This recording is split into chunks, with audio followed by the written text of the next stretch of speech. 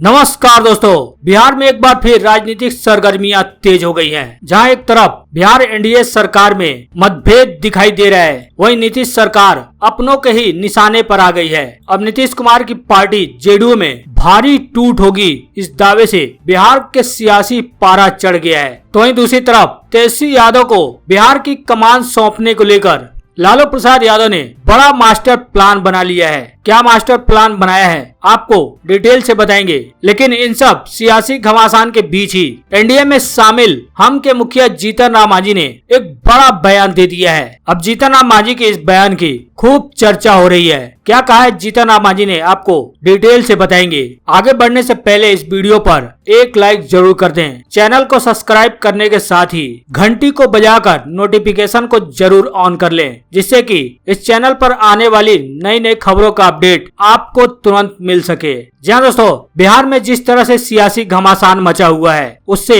कई अटकलें लगाए जाने शुरू हो गए हैं। क्या बिहार एनडीए में सब कुछ ठीक नहीं चल रहा है? क्या लालू यादव के बिहार पहुंचते ही बिहार के सियासत में बड़ा उलटफेर हो जाएगा? ऐसे कई सवाल लगातार बिहार के राजनीतिक गलियारों में गूंज रहे हैं। लेकिन खुद एनडीए सरकार ही अपनों के निशाने पर आ गई है। यहाँ तक ही नहीं, ये भी कहा जा रहा है कि इस मुद्दे पर एनडीए के भीतर मतभेद हो गया है। हालांकि इन सब के बीच ही एक बार फिर बड़ा दावा कर दिया गया है। दावा करते हुए कहा गया कि नीतीश कुमार के पार्टी जेडीयू में जल्द फूट होगी। अब इस दावे से सियासी तपिश बढ़ गई है। हालांकि आपको बता दें, इससे पहले चिराग पासवान ने भी दावा किया था कि जेडीयू में बड़ी टूट होगी। इसके साथ ही उन्होंने दावा किया था कि वो सभी हमारे संपर्क में हैं। साथ ही उन्होंने कहा था कि बिहार में मध्यावधि चुनाव भी होंगे। जी आपको बता दें, बिहार में इस समय राजनीतिक तपिश लगातार बढ़ती जा रही है। यह तपिश इसलिए बढ़ रही है कि विपक्ष ने इतना बड़ा दावा कर दिया है। विपक्ष ने दावा किया कि जल्द ही जेडीयू में फूट पड़ जाएगी। आपको बता दें, बिहार में ग्राम पंचायत होने वाले हैं। इस ग्राम पंचायत के लिए चुनाव में राज्य सरकार एक नियम बनाने जा रही है। इसमें 2 से अधिक बच्चे वाले व्यक्ति बिहार में ग्राम पंचायत का चुनाव नहीं लड़ सकेंगे। वहीं राज्य में कोरोना वैक्सीन की कमी कारण टीका अभियान पर ब्रेक भी लग गई है। लेकिन बिहार में एनडीए गठबंधन को लेकर लगातार सवाल उठ रहे हैं। दोनों ही पार्टी के नेता सरकार पर लगातार सवाल भी उठा रहे हैं। इसी बीच विपक्ष के बड़े नेताओं ने दावा कर दिया कि जल्द ही जेडीयू में फूट पड़ जाएगी, जिसके बाद राज्य में सियासी पारा चढ़ गया है। पहले आप उनका बयान सुनिए, जिसमें आरजेडी के प्रवक्ता भाई बीरेंद्र ने दावा करते हुए कहा कि जेडीयू जल्द ही टूट जाएगी। वहीं आरजेडी के एक और नेता ने दावा किया है कि जेडीयू में फूट पड़ रही है। साथ ही उन्होंने ऑफर भी दिया कि नीतीश कुमार हमारे साथ आए और मिलकर महागठबंधन के साथ सरकार बनाए। अंदरूनी कलह तो रहेगा ही, और जल्द ही भगदड़ मचने वाली है जदयू में, ये आप देखते रहिए। अब तो जदयू टूट रहा है। आरसीपी सिन्हा ने पूरा कब्जा कर लिया है जदयू पे, और माननीय मुख्यमंत्री को सोचना होगा। आप चाहते थे 2 मंत्री बने, 1 बन गए अपने मन से, वो बीजेपी के गोद में चले गए। अगर आप कंफर्टेबल नहीं हैं बीजेपी के साथ, आइए महागठबंधन में, हम लोग मिलजुल के सरकार बनाते हैं और बिहार के विकास की नई ऊंचाई पर ले जाते हैं। हालांकि आपको बता दें, इससे पहले भी आरजेडी के दिग्गज नेता तेजस्वी यादव भी दावा कर चुके हैं कि 2-3 महीने में नीतीश सरकार गिर जाएगी। एक बार नहीं बल्कि 2-2 बार तेजस्वी यादव दावा कर चुके हैं कि नीतीश सरकार जल्द ही गिर जाएगी। अब आरजेडी के ये दिग्गज नेता दावा करते हुए दिखाई दे रहे हैं कि जेडीयू में जल्द फूट होगी। अब किसके दावे कितने सही साबित होते हैं, ये तो आने वाला वक्त ही बताएगा। लेकिन कई मुद्दों को लेकर एनडीए में मतभेद के संकेत मिल रहे हैं। महंगाई के मुद्दे पर भी एनडीए में मतभेद दिखाई दे रहा है। जेडीयू ने जिसे मुद्दा बताया, उसे भारतीय जनता पार्टी ने कहा कि ध्यान भटकाने की कोशिश है। जहाँ पर जनसंख्या नियंत्रण कानून लागू करने को लेकर बिहार में जेडीयू बीजेपी बटी हुई नजर आ रही है। लेकिन अब महंगाई के मुद्दे पर भी दोनों दलों की राय अलग अलग सामने आ रहे हैं। जेडीयू ने महंगाई को मुद्दा माना है, वहीं भारतीय जनता पार्टी की नजरों में महंगाई के सवाल पर सियासी दलों का आवाज उठना जनता का ध्यान भटकाने जैसा भरोसा है। दरअसल दोनों दलों की राय कांग्रेस की ओर से महंगाई को लेकर चलाए जा रहे अभियान के संदर्भ में है। जैसे पेट्रोल डीजल की बड़ी कीमतें और खाद्य पदार्थों के भी दामों में उछाल के बाद कांग्रेस ने अपना अभियान छेड़ रखा है। बिहार में कांग्रेस 7 से 17 जुलाई तक बड़ा अभियान चला रही है। 17 जुलाई को पार्टी की ओर से पटना में बड़ा मार्च भी निकाला जाएगा, जिसमें पार्टी नेता महंगाई के खिलाफ साइकिल, रिक्शा और पैदल मार्च करते हुए नजर आएंगे। यहाँ तक नहीं, कानून व्यवस्था के मामले को लेकर भी एनडीए सरकार अपनों के निशाने पर आ गई है। जहाँ एक तरफ बिहार में सत्ताधारी दल लगातार एक दूसरे के खिलाफ बयान दे रहे हैं, कभी भारतीय जनता पार्टी जेडीयू तो कभी बीजेपी और हम तो कभी जेडीयू बीजेपी के बीच टकराव की स्थिति पैदा हो जाती है। एनडीए सरकार के 4 घटक दलों में कोई समन्वय बनता नजर नहीं आ रहा है। पक्षपात के घमासान ने बैठे बिठाए विपक्ष को ताकत दे दी है और विपक्ष अब सरकार को गिराकर खुद सत्तासीन होने की